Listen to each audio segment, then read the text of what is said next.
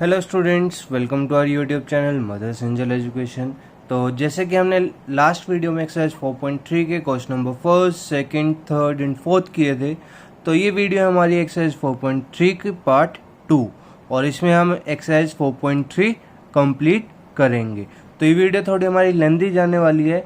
लेंदी means थोड़ी बड़ी होगी वीडियो, जिसमें हमारे क्वेश्चन नंबर 5, 6, 7, 8 मैं आपको अच्छे से एक्सप्लेन करूँगा। बहुत इंटरेस्टिंग होगी, ध्यान से सुनना, ध्यान से समझना। ओके, तो देखो जो हमारा क्वेश्चन नंबर 5 है, ये हमारा from the choices given below choose the equation whose graphs are given in figure 4.6 and figure 4.7। Okay, तो देखिए जैसे कि हमें फिगर दे रखी है, फिगर 4.6 है, इसमें हमें 3 पॉइंट्स रखे हैं, -1, 1, 0, 0 एंड 1, -1।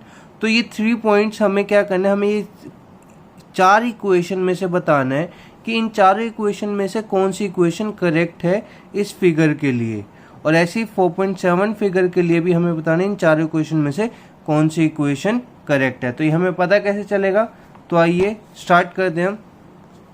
फॉर फिगर 4.6 में गिवन पॉइंट्स हमारे -1, 1, 0, 0 एंड 1, -1, ये जैसे कि मैंने आपको बताया। और जो हमारी फर्स्ट इक्वेशन है वो है y is equal to x. Y is equal to x लिखो, चाहे x इज इक्वल टू लिखो, बात एक ही।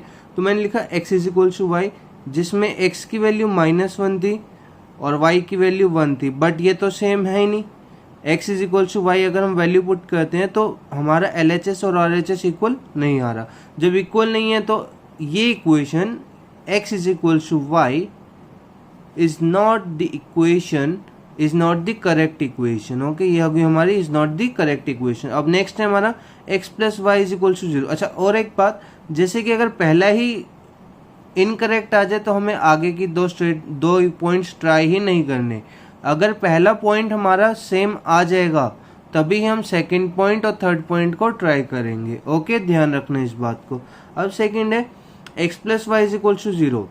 अब इसमें भी गिवन पॉइंट्स मैंने लिख दिए।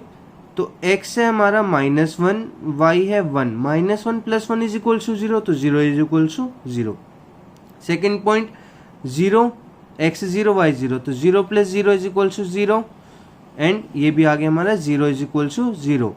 एंड जो इसका लास्ट पॉइंट है, x की वैल्यू 1 है, y की वैल्यू -1 है, तो x की जगह मैंने 1 पुट कर दिया, y की जगह -1 पुट कर दिया, तो यहाँ पे भी आ गया हमारा 0 इज इक्वल टू 0। तो अब देखो इस इक्वेशन में हमने तीनों पॉइंट्स पुट किए तो हमारी x plus y is equal to 0 आ रही है तीनों में। तो इसमें हम क्या लिखेंगे, x plus y 0 is the correct equation as it satisfies the point -1, 1, 0, 0 and 1, -1। ये हमारे तीनों पॉइंट्स को सेटिस्फाई कर रही है। ऐसे इसका थर्ड पार्ट है y is equal to 2x, तो y की वैल्यू 1, x की वैल्यू हमने पुट की -1, जो कि हमें दे रखी है x -1, y 1। तो क्या ये इक्वल आ रहा है? नहीं आ रहा। जहां इक्वल नहीं आएगा वहां पे हम नॉट इक्वल टू का साइन लगा देंगे। y is equal to 2x is not the correct equation. बस इतना लिख के आपने छोड़ देना। उसके बाद सेकंड और थर्ड ट्राई ही नहीं करना पॉइंट्स को पुट करना, हमें से फर्स्ट पॉइंट को पुट करना। अब अगेन इसमें इक्वेशन देखिए 2 + 3y is equal to 7x। अब देखिए 2 + 3, y की वैल्यू 1, तो 3 × 1 पुट कर दिया इज इक्वल टू 7 × -1, तो 2 + 3 5 हो गया, -7। क्या ये दोनों साइड्स इक्वल है? No, this sides is also not equal. तो यहाँ पे भी हम लिख देंगे 2 + 3y is equal to 7x is not the correct equation. Correct सही इक्वेशन है तो हमने साफ लिख देना। अब आ जाओ फिगर 4.7 पे। 4.7 में हम भी हमें 3 पॉइंट्स गिवन है। फर्स्ट पॉइंट है -1, 3, ये रहा हमारा। सेकेंड पॉइंट है 0, 2, third point is 2, 0।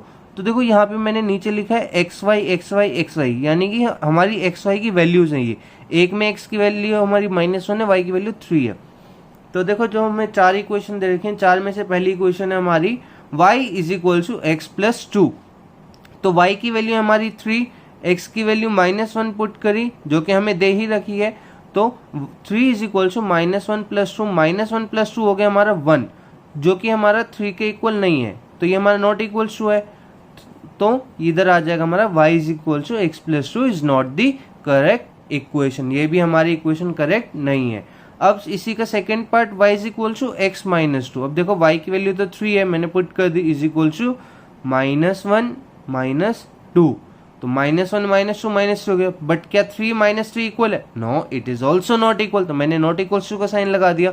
So y is equal to x minus two is not the correct equation. यहाँ पे भी हमने लिख दिया y is equal to x minus two is not the correct equation. अब आ जाओ थर्ड पार्ट पे। थर्ड पार्ट हमें दे रखा है y is equal to -x plus 2। अब ध्यान से देखना इस पार्ट को, 3 हमने y की जगह पुट किया इज इक्वल टू एक माइनस हमें यहाँ दे रखा है, एक माइनस हमारा x के साथ है जो हमारी x की वैल्यू -1, तो -1 प्लस 2। तो माइनस माइनस जब ब्रैकेट में होता है वो कट जाता है, वो गया हमारा प्लस का 1। 3 इज इक्वल टू 1 प्लस 2, तो ये आ गया हमारा 3 इज इक्वल टू 3। एक साइड इक्वल आ गई, मतलब एक पॉइंट सिमिलर आ गए, तभी हम सेकंड पे जा रहे हैं। तो इधर भी हमने x की वैल्यू y की वैल्यू 2 पुट करी, दे रखी हमें y की वैल्यू 2, x की 0 दे रखी है, तो इधर भी LHS is equal to RHS आ गया। अब थर्ड में y की वैल्यू 0 है, मैंने y की वैल्यू 0 पुट कर दी, x की वैल्यू -2 प्लस 2, तो y की value 0 is equal to 0। Okay, तो यानी कि y is equal to -x plus 2 is the correct equation as it satisfy the points. ये हमारी करेक्ट इक्वेशन है, जैसे जिसको कि हम सेटिस्फाई करें हमारे पॉइंट्स, जो कि हमारे -1 3 0 2 एंड 2 0। थर्ड पार्ट के बाद है हमारा फोर्थ पार्ट, जो कि हमें दे रखा है x plus 2y is equal to 6। अब हम इसमें इक्वेशंस की वैल्यू पुट करेंगे। तो सबसे पहले x की वैल्यू है हमारी -1 प्लस 2 इंटू y है, तो y की जगह 3 पुट कर दिया, तो -1 प्लस 6 इज इक्वल टू 6। तो -1 प्लस 6 हो गया हमारा 5, 5 6 के इक्वल नहीं होता, तो ये भी हमारी करेक्ट इक्वेशन नहीं है। ठीक है, ध्यान से देखो इसको, ये भी हमारी करेक्ट इक्वेशन नहीं है। अब आ जाओ क्वेश्चन नंबर 6 पे।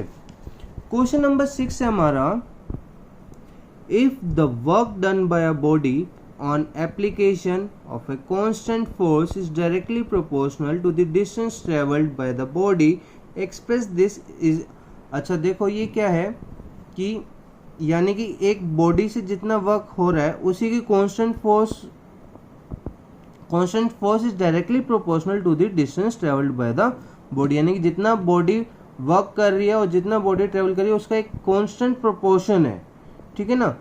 Express this is in the form of an equation in 2 variables and draw the graph of the same by taking the constant force as 5 units. तो देखो हमें कांस्टेंट फोर्स दे रखा है 5 यूनिट्स का। Okay, also read from the graph the work done when the distance travelled by the body is 2 units and 0 units. तो देखो बहुत simple है, ये कुछ टफ नहीं है। हमने कहाँ से स्टार्ट करना, हमने स्टार्ट करना है ये question, let the work done by the body. अब देखो मैंने वर्क डन लेट कर लिया y एंड द डिस्टेंस, यानी कि हमारी बॉडी कितना डिस्टेंस ट्रेवल कर रही है वो लेट कर लिया मैंने x। ओके, तो गिवन हमें क्या देखा, द कांस्टेंट फोर्स, यानी कि हमारी बॉडी कितना फोर्स लगा रही है, वो कितना है 5 यूनिट्स। तो देखो अकॉर्डिंग टू क्वेश्चन के अकॉर्डिंगली क्या है, work done by the body directly proportional two is distance travelled, यानी कि जितना काम बॉडी कर रही है उसके डायरेक्टली प्रोपोर्शनल है हमारे जितना हमारी बॉडी ट्रेवल कर रही है।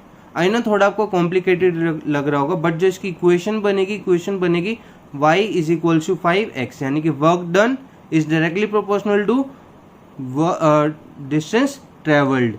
तो डिस्टेंस ट्रेवल्ड हमारा x है, वर्क डन हमारा y है, और कांस्टेंट फोर्स कितना है 5। तो इसकी इक्वेशन बन गई y is equal to 5x। अब हम इसका ग्राफ बनाएंगे। ग्राफ बनाने के लिए देखो सिंपली पहले हम x की वैल्यू 0 पुट करेंगे, फिर 1 पुट करेंगे, फिर 2 पुट करेंगे, जिससे कि मैं आपको बताता आ रहा हूँ अभी से शुरू से ही। तो putting x is equal to 0, जब हमने इस इक्वेशन में x की वैल्यू 0 पुट की तो y भी हमारा 0 आया, जो कि हमने सोल्व किया। और इसी के बाद जब हमने इसी इक्वेशन में putting x is equal to 1 we have, जब हमने x की वैल्यू 1 पुट की तो y की वैल्यू 5 आई। फिर इसके नेक्स्ट पार्ट में putting x is equal to 2, जब हमने x की वैल्यू 2 पुट की तो y की वैल्यू हमारी 10 आई, क्योंकि 5 इंटू 2 10। अब इन्हीं को मैंने ग्राफ में प्लॉट कर लिया। a पॉइंट है 0 0, b पॉइंट है 1 5, क्योंकि जब हमने x को 1 पुट किया था y हमारा 5 आया था, c पॉइंट है हमारा 2 10। तो इसी को मैंने एक स्टेटमेंट में लिख दिया, hence A00, B15 and C210 are the 3 solutions of the given equation. जो इक्वेशन थी उसके ये गिवन सॉल्यूशन है। अच्छा, ये तो हो गया हमारा यहाँ तक का। इसके बाद हमें दो पार्ट और दे रखे, 2 यूनिट्स और 0 यूनिट्स। तो देखो, जब हमारा y x की वैल्यू हमने 2 पुट करी थी तो y हमारा 10 आया था। If the distance travelled is 2 units, अगर 2 यूनिट डिस्टेंस ट्रेवल्ड होगा तो हमारा 10 यूनिट वर्क डन होगा।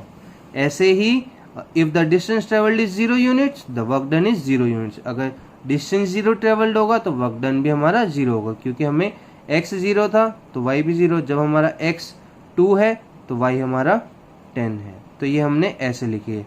अब आ जाओ हमारा क्वेश्चन नंबर 7 पे। क्वेश्चन नंबर 7 हमारा इन चारों में से इजीएस्ट क्वेश्चन है। ओके, तो ध्यान से सुनना, ध्यान से समझना। काफ़ी बार एग्जाम में आ जाता है हमारा। हरियाणा बोर्ड के स्टूडेंट हो तो हरियाणा बोर्ड में, हमारा बोर्ड में भी आ जाता है। 7th question, Yamini and Fatima, 2 students of class 9th of a school together contributed ₹100 towards the Prime Minister's Relief Fund to help the earthquake victims। 2 student है 9th क्लास के जिनका नाम है यामिनी एंड फातिमा। उन दोनों ने मिलके 100 रुपये इकट्ठे किए PM रिलीफ फंड के लिए। Right a linear equation which satisfies this data. हमें एक लीनियर इक्वेशन बनानी है जो कि ये डाटा सेटिस्फाई करे। अब इसमें एक हिंट भी दे रखा है, देखो साथ साथ, you may take their contribution as ₹X and ₹Y, draw the graph of the same. तो हमें क्या करना है, इसका ग्राफ भी बनाना है साथ साथ और इसके इक्वेशन भी बतानी है। तो देखो बहुत simple, let the contribution by Fatima ₹X, let the contribution, sorry पहले यामिनी आएगा, let the contribution by Yamini ₹X and the let the contribution by the Fatima ₹Y। अब अकॉर्डिंग टू क्वेश्चन इसकी लीनियर इक्वेशन बनी, contribution of Yamini and contribution of Fatima, दोनों के contribution को मिलाया तो 100 रुपये है। अब इसी के हम ग्राफ, जैसे हमने 6th क्वेश्चन में किया था, for the graph putting x is equal to 0, जब हमने x को 0 पुट किया y हमारा 100 आया। फिर जब हमने x को 10 पुट किया y हमारा 90 आया। फिर उसके बाद जब हमने x को 20 पुट किया y हमारा 80 आया। तो देखो कैसे 80 आया, सिंपल है, x plus y is equal to 100 था। तो जैसे कि 10 plus y is equal to 100, तो 10 प्लस का उधर जाके माइनस हो गया तो y की वैल्यू 90 आ गई। बहुत सिंपल ही हो जाएगा हमारा। उसके बाद देखो स्टेटमेंट लिखी हमने, hence A 0 100, B 10 90 and C 20 80 are the solutions of the equation. तो ये जो मेरा सॉल्यूशन है इसको हम डायरेक्टली ग्राफ में प्लॉट कर देंगे। ग्राफ है हमारा ये, जैसे कि ये है, दिस पॉइंट इज ओरिजिन 0, तो मैंने 100 तक लिख दिया। This is A point 0 100, B point 10 90, C point is 20 80। तो ये मैंने पूरा कर दिया और इसकी इक्वेशन लिख दी यहाँ पे, x plus y is equal to 100। हमारे क्वेश्चन में यही दे रखा था, हमें इसके 3 सॉल्यूशंस बताने हैं, लीनियर इक्वेशन बताने हैं। लीनियर इक्वेशन क्या थी हमारी, x plus y is equal to 100 and इसका हमने ग्राफ बनाना है। तो ये हमारी तीनों चीजें हो गई इसमें। अब आ जाओ हमारा क्वेश्चन नंबर 8 पे, most important and lengthiest question of the exercise 4.3। ये हमारा थोड़ा लेंथी है, ध्यान से समझना और ध्यान से करना उसके बाद समझ के। ओके, तो क्वेश्चन नंबर 8 है हमारा, in countries like USA and Canada temperature is measured in Fahrenheit, whereas in countries like India it is measured in Celsius. Here is a linear equation that converts Fahrenheit to Celsius. तो देखो काफ़ी countries ऐसे हैं जैसे US Canada में जहाँ पे temperature को फ़ारेनहाइट में मेज़र किया जाता है, और जैसे कि इंडिया में टेम्परेचर को मेज़र किया जाता है सेल्सियस में। ओके, तो ये हमारी एक इक्वेशन है जिससे कि हम ये पता लगा सकते हैं कि अगर सेल्सियस इतना है तो फ़ारेनहाइट कितना होगा, फ़ारेनहाइट इतना है तो सेल्सियस कितना होगा, यानी कन्वर्ट कर सकते हैं हम इस इक्वेशन में। हमें कोई भी एक टेम्परेचर पता होगा तो हम सेल्सियस को फ़ारेनहाइट में कन्वर्ट कर सकते हैं, फ़ारेनहाइट को सेल्सियस में कन्वर्ट कर सकते हैं। अच्छा, तो देखो इसका फर्स्ट पार्ट इसका, draw the graph of the linear equation above using Celsius for x axis and Fahrenheit for y axis. तो इन्होंने सेल्सियस को x एक्सिस माना है, फ़ारेनहाइट को y एक्सिस, हमें मान के इसका एक ग्राफ ड्रॉ करना है। तो ये वाला आपको पार्ट खुद करना है क्योंकि ज़्यादा लेंथी नहीं है, सिर्फ ग्राफ बनाना है। आप C को x लिख के, F को y लिख के आप डायरेक्ट पॉइंट्स निकाल सकते हो। x को पहले 0 पुट कर लिया, फिर x को 1 पुट किया, फिर x को 2 पुट किया, जो भी हमारे 3 इक्वेशन आएंगी उसको हमने डायरेक्ट ग्राफ में प्लॉट कर दिया। अब आ जाओ इसके क्वेश्चन नंबर 8 के पार्ट सेकंड पे, वो है हमारा if the temperature is 30 degree Celsius, what is the temperature in Fahrenheit. अगर टेम्परेचर हमारा 30 डिग्री सेल्सियस है तो फ़ारेनहाइट कितना होगा, फ़ारेनहाइट में हमारा टेम्परेचर कितना होगा। तो हमने क्या किया, ये जो हमें दे रखी थी equation F is equal to 9/5 into C plus 32, C की जगह हमने 30 डिग्री पुट कर लिया क्योंकि सेल्सियस में हमारा 30 है। तो 9/5 इंटू 30 प्लस 32, तो 5 ये कट जाएगा हमारा, 5 1 ज़ा 5, 5 6 ज़ा 30, इससे कट गया। तो 9 इंटू 6 54, यहाँ पे मैं लिख देता हूँ F is equal to 9 into 6 plus 32, क्योंकि 9 इंटू 6 बचा, तो 9 इंटू 6 54 प्लस 32। तो जब हमारा टेम्परेचर सेल्सियस में 30 डिग्री था तो फ़ारेनहाइट में हमारा कितना आ गया, 54 प्लस 32 86 डिग्री। तो हमने इसके बाद लिख दिया hence if the temperature is 30 degree Celsius then temperature in Fahrenheit okay is 86 degree Fahrenheit. Okay, इसी के बाद देखो जो इसका थर्ड पार्ट है हमारा, if the temperature is 95 degree Celsius, what is the temperature in 95 degree Fahrenheit. अब temperature हमारा कितना 95 डिग्री फ़ारेनहाइट है, इसको हमने किस में कन्वर्ट करना है, सेल्सियस में। तो देखिए ये भी हमारा बहुत ईजी है, if the temperature is 95 degree Fahrenheit then हमने F की जगह अब 95 पुट कर दिया is equal to 9/5 C plus 32, जहाँ हमने सेम वही लिखा बट फ़ारेनहाइट की जगह हमने 95 पुट कर दिया। अब प्लस का 32 साइन चेंज करेंगे, माइनस का 32 हो जाएगा, इज इक्वल टू में 9/5 C रह जाएगा। ओके, 95 माइनस 32 हो गया हमारा 63, और जो 9/5 इधर मल्टीप्लाई हो रहा था इसकी साइड चेंज कर दी, तो 9/5 रेसिप्रोकल होके हो गया 5/9, क्योंकि साइड चेंज करते हैं किसी भी रेशनल नंबर की, वो हमारा रेसिप्रोकल होके मल्टीप्लाई हो जाता है। तो 63 इंटू 9/5, 9 इधर आके डिवाइड हो गया, 5 इधर आके मल्टीप्लाई हो गया, तो 63 गया 9 के टेबल में 7 पे, तो ये कट गया 9 1 ज़ा 9, 9 7 ज़ा 63।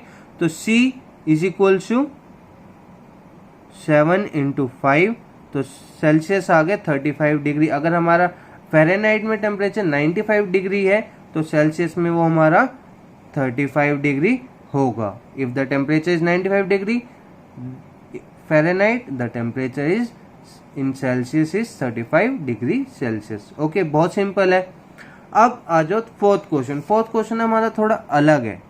कैसे फोर्थ पार्ट इसका, if the temperature is 0 degree Celsius what is the temperature in Fahrenheit. अगर कह रहे हैं 0 डिग्री सेल्सियस होगा तो फ़ारेनहाइट में कितना होगा, and if the temperature is 0 degree Fahrenheit what is the temperature in Celsius.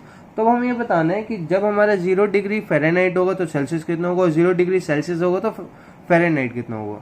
Confuse मत होना इन क्वेश्चंस में, बहुत इजी, आप खुद से सोल्व करके देखोगे बहुत इजी लगेंगे।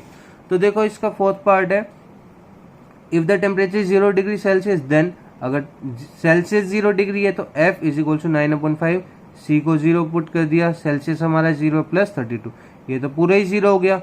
अगर टेम्परेचर हमारा 0 डिग्री सेल्सियस तो फ़ारेनहाइट आ जाएगा हमारा, देन सॉरी मैंने यहाँ पे लिखा नहीं, हाँ ये फ़ारेनहाइट आ गया हमारा 32 डिग्री। इसके बाद हमारा नेक्स्ट पार्ट है, if the temperature is 0 degree Celsius. अगर हमारा टेम्परेचर 0 डिग्री सेल्सियस है तो हमारा सेल्सियस की 0 डिग्री फ़ारेनहाइट है, तो हमारा एक्चुअली हम इंडिया में रहते हैं ना, तो हमें टेम्परेचर सेल्सियस में ही निकलता है, तो उसमें आप माइंड मत करना। तो अब जहाँ F लिखा हुआ हमारा फ़ारेनहाइट ही है। तो जब हमारा फ़ारेनहाइट 0 डिग्री होगा तो मैंने यहाँ पे 0 पुट किया is equal to 9/5 C, plus का 32 इधर जाके माइनस 32 हो गया। ओके, तो अब 9/5 भी साइड चेंज करेंगे, रेसिप्रोकल हो जाएगा, मल्टीप्लाई हो जाएगा 5/9, तो माइनस 32 इंटू 5 माइनस 60/9, माइनस 60/9 हमारा होता है माइनस 17/18 डिग्री सेल्सियस। तो हमने फ़ारेनहाइट को जब 0 पुट किया तो हमारा सेल्सियस में आ गया माइनस 17/8 डिग्री फ़ारेनहाइट। तो इसी को मैंने स्टेटमेंट में लिखा, देखिए if the temperature is 0 degree Celsius, अगर हमारा टेम्परेचर 0 डिग्री सेल्सियस होगा the temperature in Fahrenheit is 32 degree Fahrenheit. Okay, तो जब 0 डिग्री सेल्सियस होगा तो फ़ारेनहाइट में हमारा 32 डिग्री फ़ारेनहाइट होगा। If the temperature is 0 degree Fahrenheit, अगर हमारा 0 डिग्री फ़ारेनहाइट होगा then the temperature in Celsius is -17/8 degree Celsius. Okay, ये था हमारा पार्ट 4। अब देखो पार्ट 5। अब पार्ट 5 हमारा ये है, if is there a temperature which is numerically the same in both Fahrenheit and Celsius, if yes find it. अब हमें ये बताना है कि ऐसा कोई टेम्परेचर है कि जिसमें हमारा सेल्सियस और फ़ारेनहाइट दोनों सेम रहते हैं न्यूमेरिकली।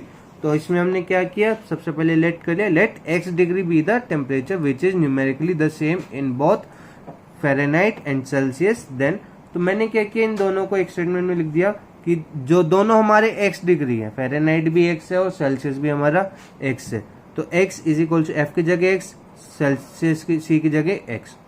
तो मैंने क्या किया, प्लस का 32 इधर जाके माइनस का 32 हो गया और x इधर अंदर मल्टीप्लाई हो गया 9x/5। अब 5 इधर डिवाइड हुआ तो उधर जाके मल्टीप्लाई साइड चेंज करे तो मल्टीप्लाई हो गया, तो 5 into x minus 32 is equal to 9x। तो 5 अंदर मल्टीप्लाई हुआ, 5x इंटू -32 -160, तो ये हो गया हमारा 5x minus 160 is equal to 9x। Okay, तो -160 इधर रह गया, प्लस का 5x साइड चेंज करके माइनस का 5x हो गया, तो 9x minus 5x 4x minus का 160 और 4x इधर 4x था तो 4 इधर मल्टीप्लाई होता है, साइड चेंज करेंगे तो डिवाइड हो जाएगा, x इज इक्वल टू -160 इधर आके वो 4 हो गया, तो -160 को 4 से डिवाइड किया तो ये हो गया हमारा -40 डिग्री। तो -40 डिग्री हमारा ऐसा टेम्परेचर है जिसमें हमारा सेल्सियस और फ़ारेनहाइट दोनों सेम रहते हैं। सिर्फ एक यही ऐसा टेम्परेचर है, तो इसमें हमने लिख दिया hence -40 degree is the temperature which is numerically the same in Fahrenheit and Celsius. तो स्टूडेंट्स ये थी हमारी एक्सरसाइज 4.3। होपफुली आप सभी को बहुत अच्छे से समझ आ गई होगी, और फिर भी ना समझ में आई हो, कोई भी डाउट हो तो आप कमेंट सेक्शन में पूछ सकते हो। अगर आपको समझ में आ गया तो भी आप कमेंट सेक्शन में अप्रिशिएट कर सकते हो, क्योंकि देखो बहुत मेहनत लगती है, बहुत लंबी वीडियो भी होगी हमारी, 22 मिनट्स की वीडियो होगी है। ओके, तो वीडियो को लाइक करना, शेयर करना, चैनल सब्सक्राइब नहीं किया तो जरूर चैनल सब्सक्राइब करना। Thank you, have a nice day.